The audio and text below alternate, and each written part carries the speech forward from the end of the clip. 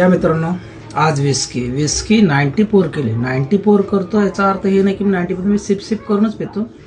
Video बनवला होता, पण व्हिडिओमध्ये आवाज काहीतरी तुटका फुटका बोलतात ना असं चालू होतं, तर त्याच्यामुळे मग ते बघितलं, मी डिलीट मारलं. परत मी याच्यातून 2 सिप तर पिलोय मी. आता एक काचेच्या ग्लासातून स्टीलच्या ग्लासामध्ये पोर करतो मी. ऑलरेडी 2 सिप मारलेत मी याच्यामध्ये.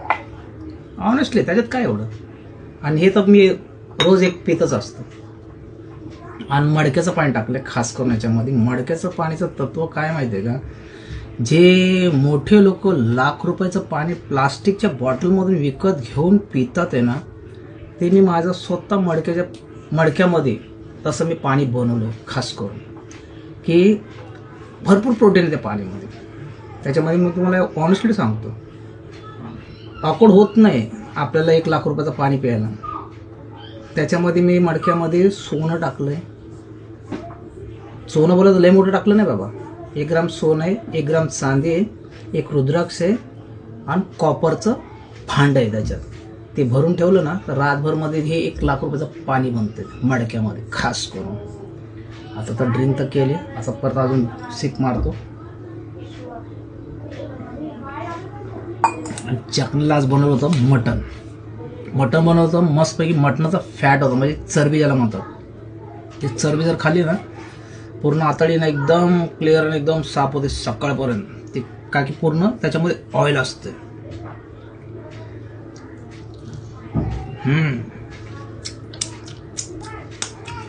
आणि मटण आळणी काढलं नाही, सुकं काढलं नाही, डायरेक्ट ग्रेव्ही बनवली.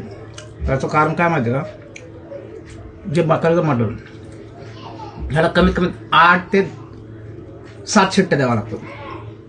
आळणीला जर दिलं तर त्याच्यामध्ये जो रस्सा असतो ना आळणीचा, तो जर आपण पाण्यात टाकला ना, मग त्याचा पूर्ण फ्लेवर आहे ना निघून जातो. डायरेक्ट मसाल्यामध्ये धुवून धावून डायरेक्ट टाकून पुरा मसाला भाजून बनवला ना, आणि 8 शिट्ट्या जर घेतल्यात किंवा 7 शिट्ट्या, पूर्ण फ्लेवर त्या रस्स्यामध्ये असतो आणि पूर्ण ते मटणामध्ये जातं. खास करून ते जे नाही पित असलं त्यांच्याकडे जर व्हिडिओ जात असला त्याने सायगड रेट मारा. जे पिणारे बाई त्यांनी बिंदास बघा.